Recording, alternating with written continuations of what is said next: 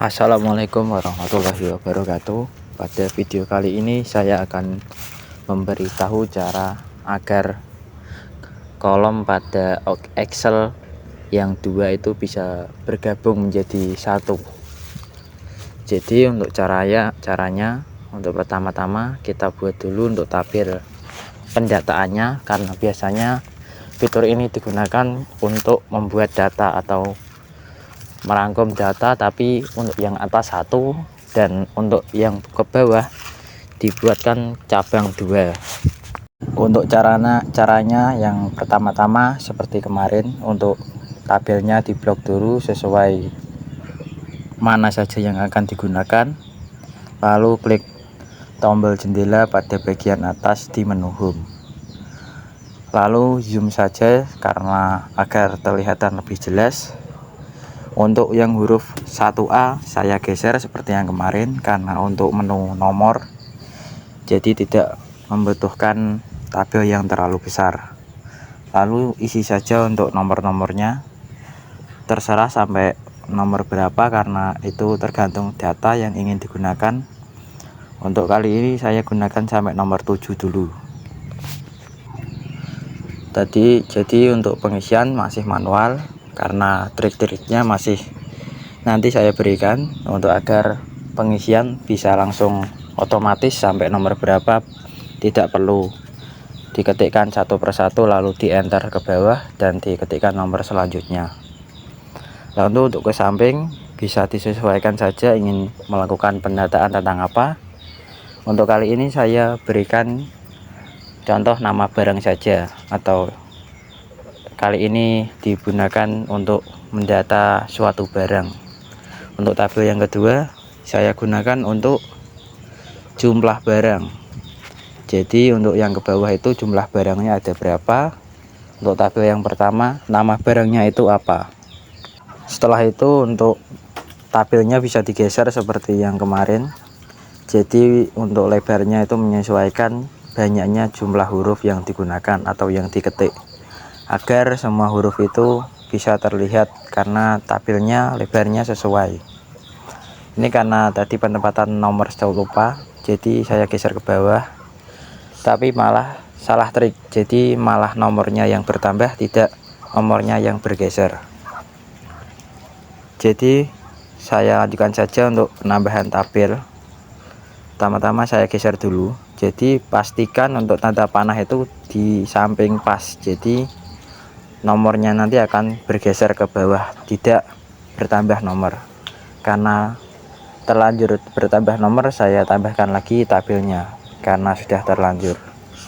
Untuk ini dia, untuk tabel yang bawah itu digunakan untuk uang masuk. Saya berikan contoh seperti ini saja karena kepikirannya ini. Untuk yang tabel kedua saya gunakan untuk uang keluar. Jadi ini biasanya digunakan untuk laporan sesuatu atau pendataan sesuatu yang membutuhkan dua tabel menjadi satu bagian atas. Untuk yang tabel bagian bawah tetap terpisah. Lalu jika sudah selesai, langsung saja blok bagian yang mana tabel yang ingin disatukan, lalu ketik pada bagian margi dan center. Lihat mouse-nya di bagian situ. Jadi bagian itu diklik, lalu terlihat nanti akan menyatu untuk tabelnya. Jadi tidak ada garis, terlihat garis tengahnya sudah tidak ada, maka ini sudah terlihat menjadi satu untuk dua tabel yang tadi, sudah tidak terpisah. Maka tabel tersebut bisa digunakan untuk menulis atau mengetik pada satu tempat yang sama. Saya ketik saja untuk data keuangan karena yang bagian bawah juga merangkum sebuah keuangan. Jadi seperti itu saja untuk cara menyambung atau menyatukan dua tabel di Excel. Terlihat tabel D dan E yang bagian atas nomor 1 itu sudah tidak ada penghalang. Sama seperti nomor yang lain, 12A juga menyambung, 12B juga menyambung, dan 12C juga menyambung. Karena untuk penempatan huruf bisa di custom di bagian atas, samping bawah, samping kanan atau kiri. Caranya cukup diblok saja semua.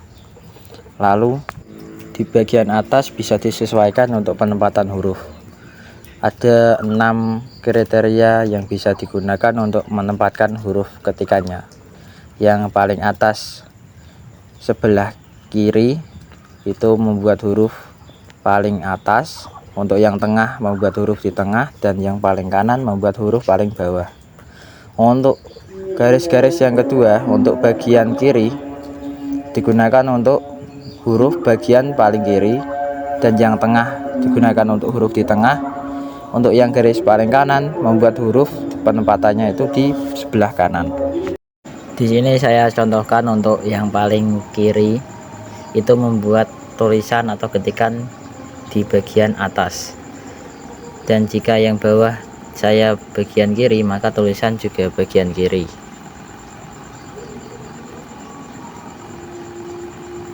Lanjut, ketika untuk garis-garis yang bagian atas di bagian tengah maka membuat tulisan atau ketikan pada tabel berada pada bagian tengah tabel, dan jika yang bawah, garis-garis bawah juga di tengah, maka ketikan juga berada di bagian tengah. Begitu juga dengan fitur-fitur yang lain.